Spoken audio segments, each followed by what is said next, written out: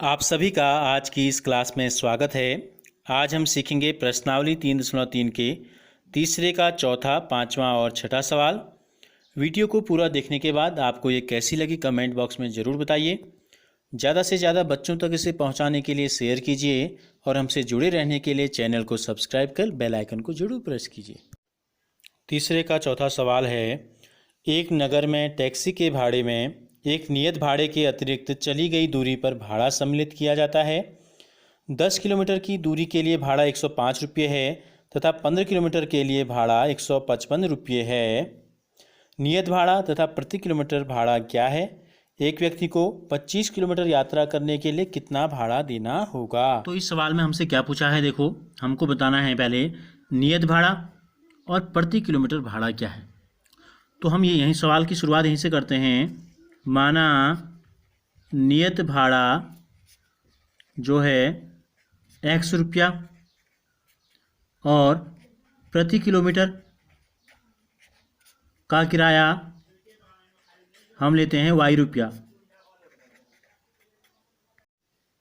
अब टैक्सी के भाड़े में एक नियत भाड़े के अतिरिक्त चली गई दूरी पर भाड़ा शामिल किया जाता है। 10 किलोमीटर दूरी के लिए भाड़ा 105 रुपये है। तो देखो पहली शर्त हम लिख देते हैं, जो पहला किराया हमको बताया गया है वो बताया गया है 10 किलोमीटर के लिए। तो 10 किलोमीटर की दूरी तय करने के लिए जब हम गाड़ी में बैठे तो हमको एक तो फिक्स चार्ज पड़ा। नियत भाड़ा का मतलब क्या है, गाड़ी में आप बैठे तो नियत भाड़ा आपको देना ही देना है, वो है 100 रुपये। 10 किलोमीटर की यात्रा के लिए हम करने के लिए गए तो 100 रुपया हमको क्या दिया, नियत भाड़ा दिया। और 1 किलोमीटर का कितना रुपया माना है हमने, y रुपया। तो 2 का 2y, 3 किलोमीटर में जाएंगे तो 3y, 5 किलोमीटर जाएंगे तो 5y, 10 किलोमीटर गए तो 10y। तो ये जो कीमत है इन दोनों की जोड़ के जो आएगी वो आई 105 रुपया। समीकरण नंबर 1 हम ले लेंगे।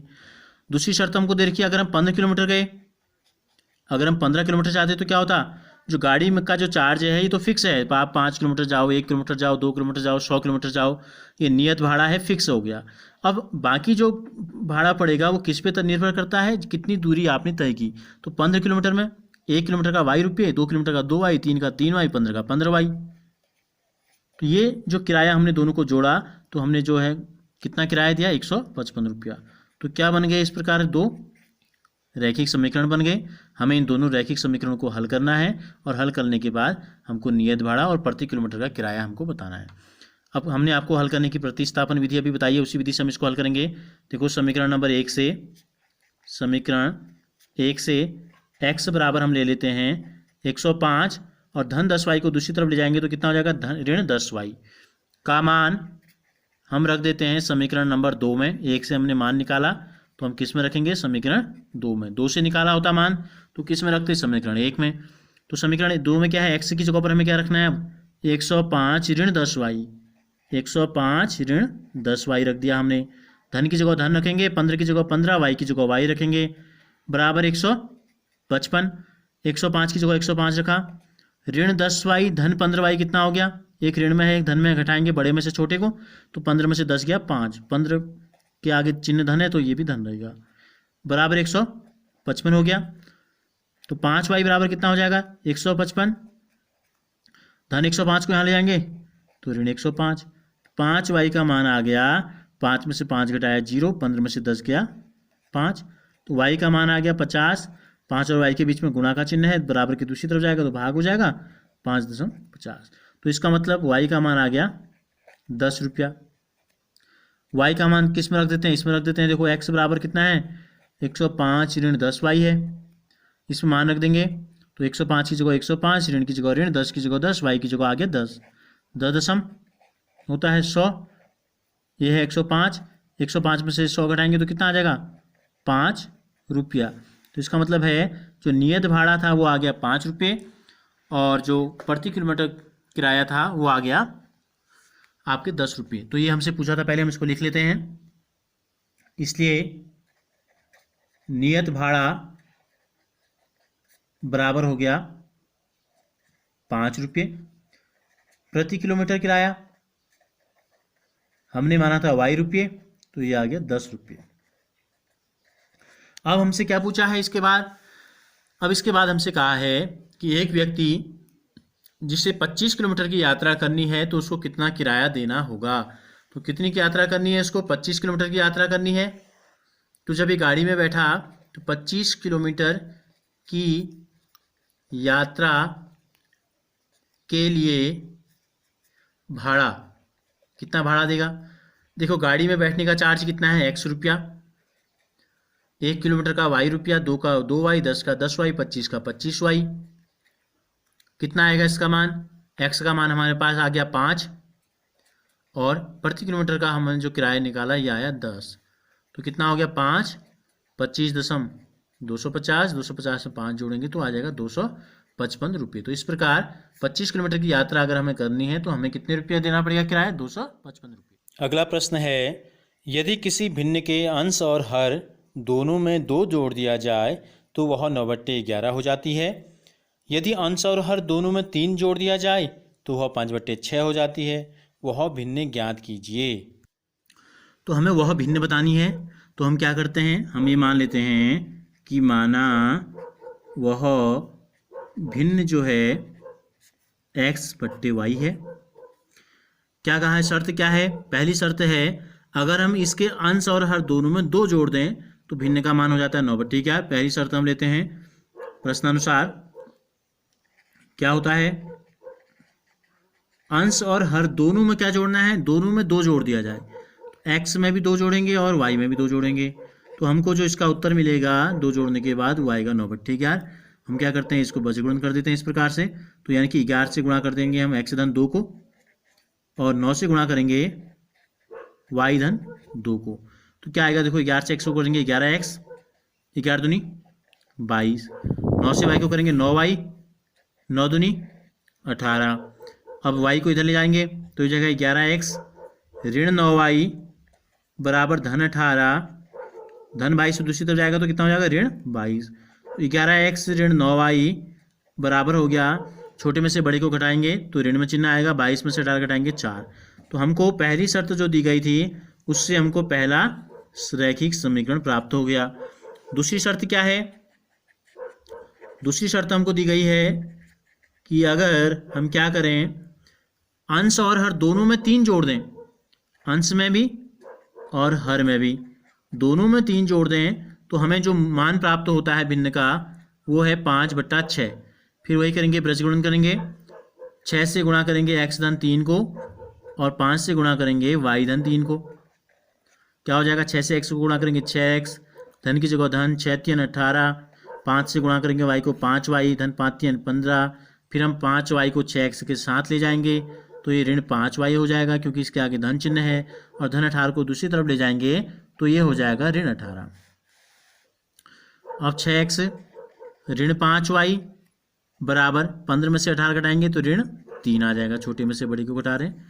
तो दूसरा समीकरण हमको ये मिल गया। 2 शर्तें हमको दी गई थी, दोनों से हमको 2 रैखिक समीकरण मिल गए। अब हमें इन रैखिक समीकरणों को हल करके क्या करना है, x और y का मान निकालना है। x और y का मान पता चल जाएगा तो भिन्न का मान हमें पता चल जाएगा।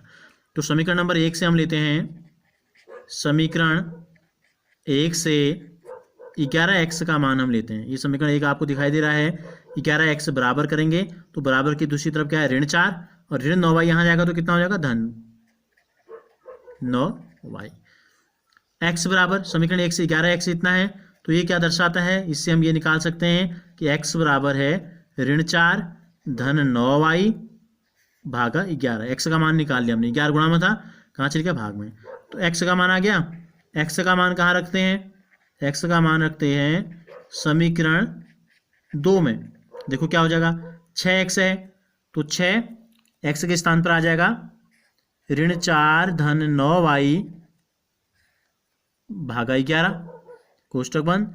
ऋण की जगह ऋण, 5 की जगह 5, y की जगह y, बराबर की जगह बराबर, ऋण की जगह ऋण, 3 की जगह 3। अब हमें इसे हल करना है तो 6 से अंदर गुणा कर देते हैं। देखो कोष्टक के बाहर 6 है तो 6 से क्या करना है, अंश में 2 पद है तो दोनों को गुणा करेंगे। इसके आगे चिन्ह है धन, धन गुणा ऋण, ऋण 6 चको 24, धन गुणा धन, धन 6 नमा 54, y भी है साथ में।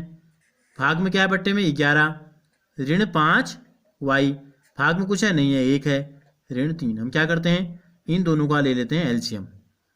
11 और 1 का एलसीएम कितना हो जाएगा, 11।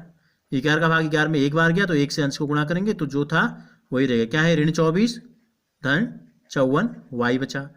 1 का भाग 11 में 11 बार गया, तो 11 से ऋण 5 को गुणा करेंगे तो 11 × 5 = 55 वाई बराबर आ गया ऋण 3। इस 11 को कहाँ ले जाएंगे, बराबर की दूसरी तरफ ले जाएंगे, भाग से तो क्या हो जाएगा, गुणा हो जाएगा, तो हमारे पास क्या बचेगा, अंश में बचेगा हमारे पास ऋण 24।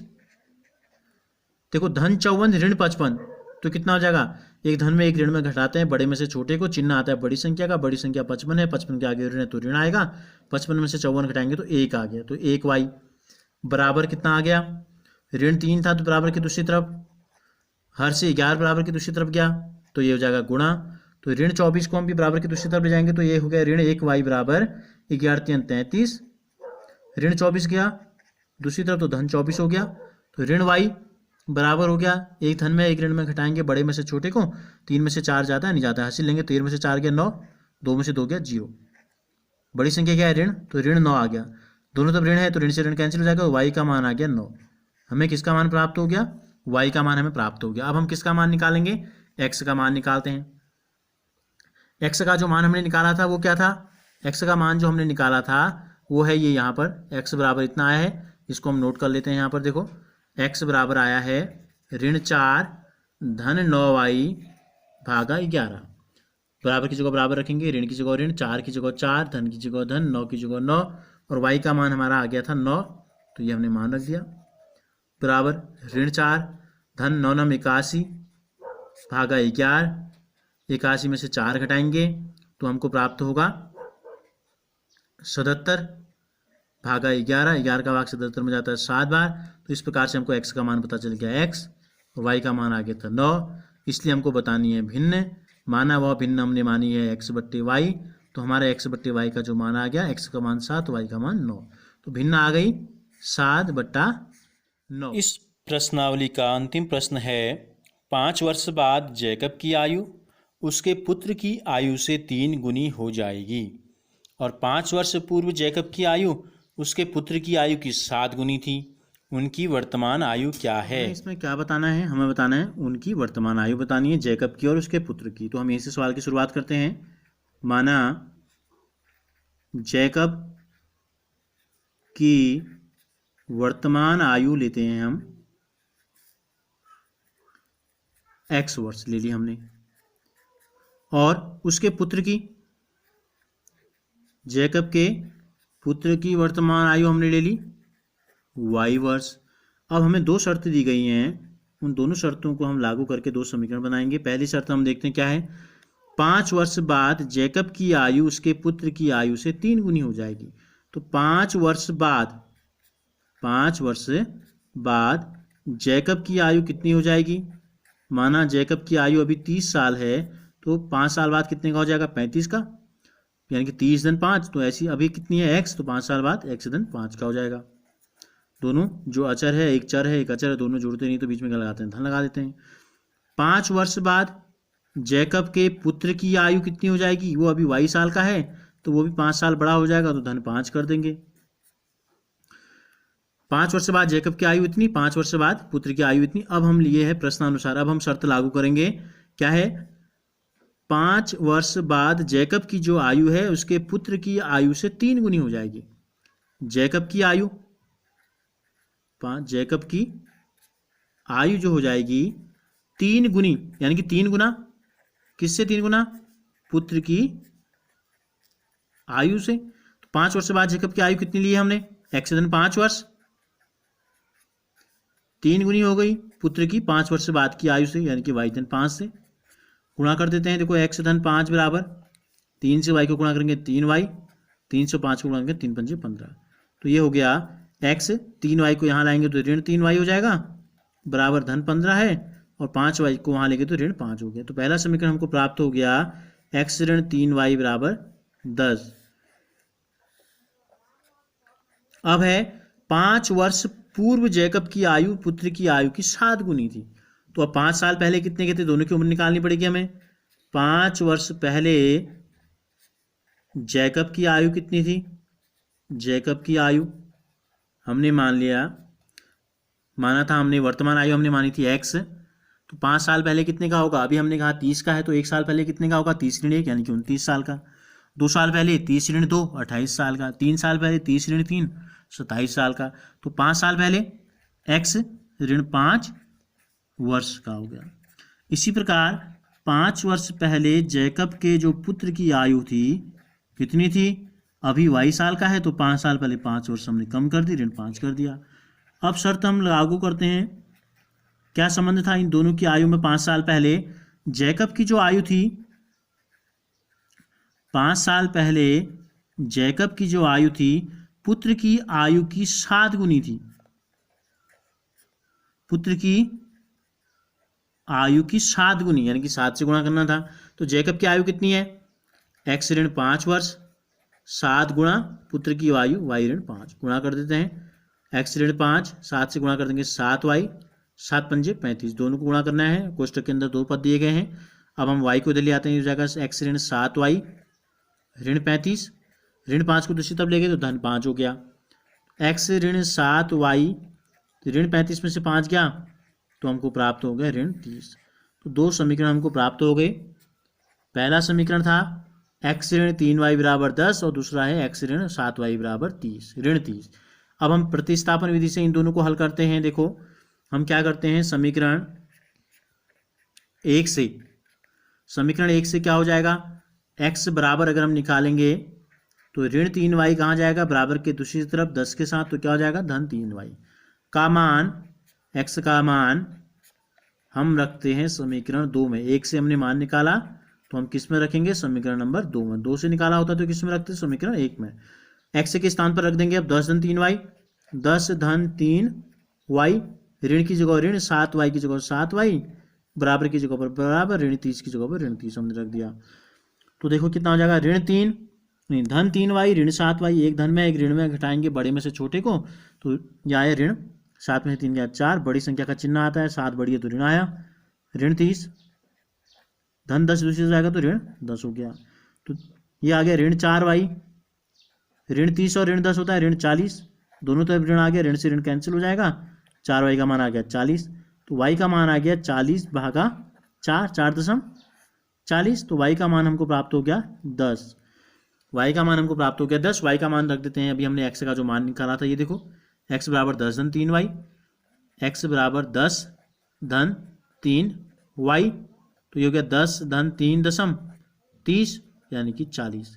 x का मान आ गया 40 और y का मान आ गया 10, तो हम क्या लिखेंगे, लास्ट में हम लिखेंगे, लास्ट में हम माना की जगह क्या लिख देंगे, हम यहाँ लिख देंगे हम अतः जैकब की वर्तमान आयु बराबर 40 वर्ष, 2 लाइन लास्ट में आप लिखेंगे, और पुत्र की आयु बराबर 10 वर्ष। अब आप इसकी जांच भी कर सकते हैं। देखो 5 वर्ष बाद ये कितने का हो जाएगा, 45 का, और ये हो जाएगा 15 का, 15 3 45, 3 गुना, और 5 साल पहले ये 35 का होगा, 40 से 5 कम कर दो, ये 5 साल का, तो 5 7 35 यानी कि 7 गुना था।